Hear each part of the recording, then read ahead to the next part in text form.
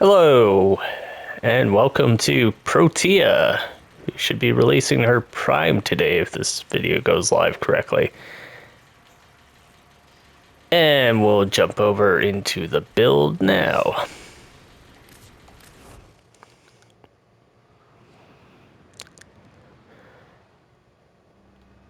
So we've got a few little quirks to Protea. One is that you can see some weapons here. I would love to put a build on the Velux, but with the Velux Prime coming out, it really wasn't worth it. There's not a lot to say about the Velux. That is a build on it. If we hop over to a blank one here, it's kind of a generic status pistol build. You pretty much put shot, diffusion. You could throw some crit mods on here if you wanted to, because it is an auto fire. That 14% will go up more than you think. Oh, it doesn't get a huge amount of damage. It's a full lot of... There's a lot of the pistols, and this is one of the things with the Deep Archimedia and the Very Randomizer. They're just copies of each other. There's at least 5 other pistols in here. They're basically the X-Antes, one of them. Same archetype. If the Velux Prime turns out to do something amazing and impressive, maybe I'll put up a little short or bonus video after I farm it out, but we'll see. Felarx, you can find Felarx videos a dime a dozen. I'm not going to do one for you. It's horribly redundant. My Zorus, which is supposed to have a melee influence on it, but I don't have an adapter at the moment. Again, it's probably not reinventing the wheel here. Are you enjoying the view? Not really Oryx. I'm looking at a mod screen. But thank you for your input. Zenric, don't need it. The thing with Zenric is you can always get back into the loop if something does knock out your energy so that you can cast your dispensary again. What we use as our actual primary weapon on Protea is a Larkspur Prime. In my case, you can use a Larkspur if you want. You don't got the Riven, don't worry, just throw a cold one in there for the viral. You could do the 60-60 even, it might arguably be better. If you have the 60-60 one, which I think I do, but I'm not going to go look for it in my mods even. You'll see this one more, and some of these, if you don't have them, they mostly come from Profit Taker, I want to say, but don't quote me on that. This one's from Barrow. The Rivet, as I said, just put a cold mod in there. And that will go for that. Protea herself. We'll talk about Arc Shutters in a minute. Brave Respite charges some shields if you don't have overshields. We kind of shield gate on this. Not like forcibly, but by default. You could put growing power in. It's also a very viable option. Corrosive projection also works. Multi-augmented, we're just building up more and more strength as we kill. Arcane Blessing gives us a little bit of padding. That's more of a flex slot, but that won't be powered up by her dispensary. When you'll see when we get in the mission, we end up with like 2,000 health and 3,000 shields. Continuity for a little duration. Keeps the turrets up and getting their combo better. Intensifies their strength. Adaptation. You can shake it out if you find you don't need it, but I would say it kind of needs that extra survivability burst, and that covers the shields too, which is what you'll have most of the time. If you're going to do a raw shield gating thing, that's a whole different story. Prime Flow, make sure your dispensary is always topping you up. Equilibrium is part of that as well. You can take off Equilibrium if you want to put in the Archon shards to give you bonus stuff, but for now I've got that on there. Blind Rage. Efficiency doesn't matter too much because she literally generates more energy. This is her augments. With our power strength, it's actually 25% armor, so 4 hits from the group per 1 or 2 will take off armor. That will happen very, very quickly.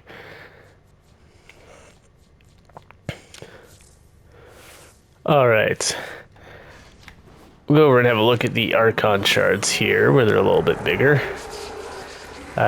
Some basic casting speed in there. We do have the orbs turned up significantly. to help us out with energy management, almost to the point. That crosses over into equilibrium as well. I think for the empty slots, I was thinking to go with purples, to go with my Zorus doing electric procs. You could also do that one at the bottom there, which is basically equilibrium, and then you can swap out the equilibrium for a mod of your choice.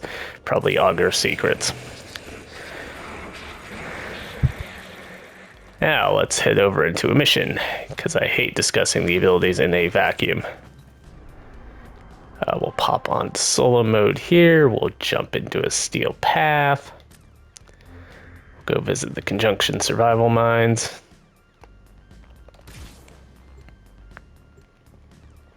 And hop on in.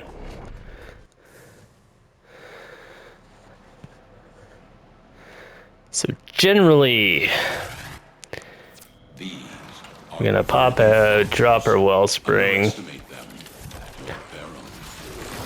Not do what we just did there. I wasn't expecting the enemies to be right on top of me.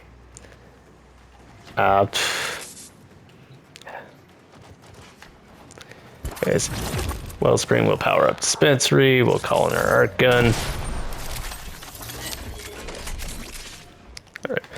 So yeah, the point of the arc gun is largely to, it's got radiation, so it's a little bit of crowd control, but and heat, but it's largely to dump viral out there, which will prime things for our blaze turrets.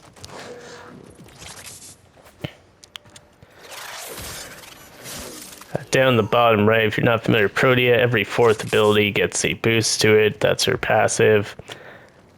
I don't get a lot of productivity out of trying to do that specifically.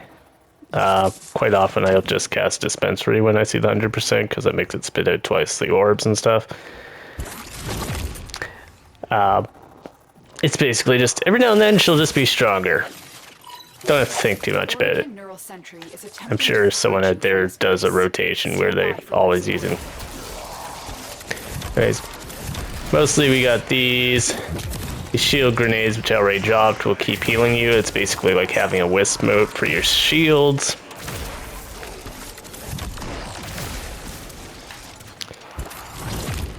Her dispensaries will keep giving you arc gun ammo, which is how that works. If you don't want to use Larkspur as a primer sort of situation, you don't have to. You can go for Mazelon's a very good damage one. What's the other one? Morgra, I think it is, the grenade launcher that I don't actually have, but I have a buddy who puts that to very good use. The Corvus, I believe, is also pretty solid as arc guns go. These are her 1 grenades. They just kind of slash everything in the area. So one thing you can see, if we do this, it puts a marker down. See, they start losing all their armor while this is going to. If we go find some enemies, you can see that 518, it will blow the hell out of them. The big problem with that is if survival, it's fine. You kind of go in loops in survival anyways. Same with most defense things. If you're in a more forward-based mission where you go forwards, the problem there is that it just cycles you backwards. If you saw the YouTube short where I was doing this in the, I think it was Archimedia, with the enemies were strong enough that I could build up like 8 million damage explosions.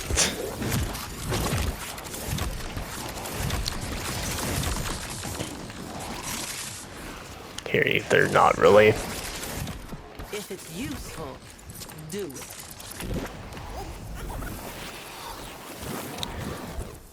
I said, it's very awkward to use that as a direct nuking ability, I would say.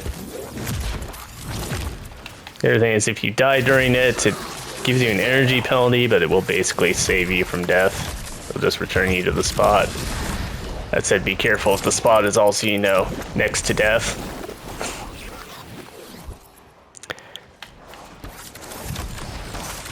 If you are going to use that for a nuke, you probably might actually want to invest in a little range.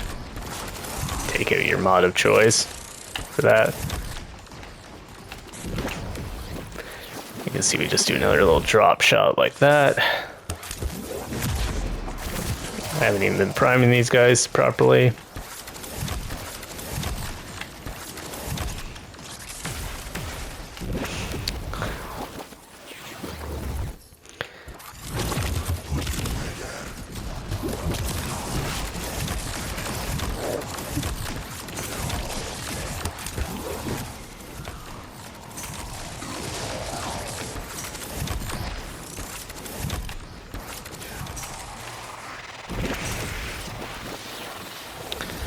Okay, we want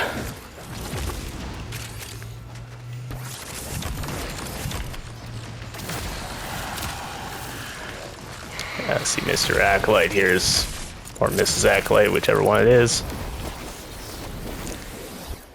You can also, it puts our shields back on too, as you notice there. It's just kind of interesting at times.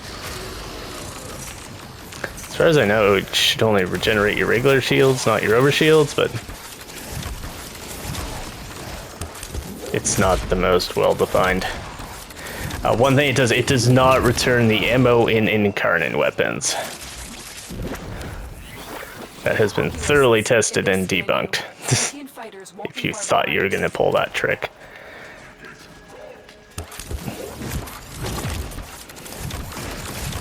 Another thing you can do if you want to do the nuke is make sure you set off the 4 as your... Prepare for sentient fighters.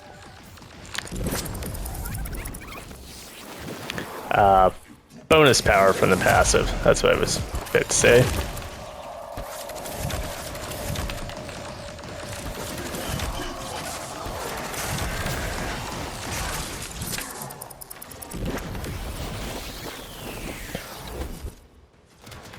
Alright, self-dispensary. And there's a lot of this. You get little sprays of your Larkspur in for viral. Again, you don't really have to use that. The longer you hold out, the deeper I can search. But if you need to leave, extraction is ready. Hiding Zua in the void risks the unfathomable. I fear we are... Yeah, these guys are in the middle of... Destroy these void-stained enemies. Let's get rid of those guys quick. When they came out, we had a 1 million nuke charged with the temporal anchor, so they were pretty simple. And easy peasy. The armor strip will let her scale a lot higher than she normally would. As I said, there's some shield gain stuff you can do. Technically, we could pop the arch gun on and off and pump some more overguard in. But there is cooldowns on that, so you gotta be careful, like the one I just hit. One thing I will say, if you're using the Zorus, you might want to look into Prime Sure-Footed. I don't normally use that one a lot, but bounces can be a little unpredictable, we'll say. And that is Protea. Remember to leave a like, follow, subscribe, whichever one it is on YouTube. If you do, if you check out the channel, there should be a playlist with several Warframe builds at this point. You can also check out a gameplay and somewhat the builds informally on a bunch of streams where we do little spin the wheel things as well. And we will catch you probably next week in whatever the next episode of Warframe is. Or there's other Let's Plays you can look at as well. Have a good one.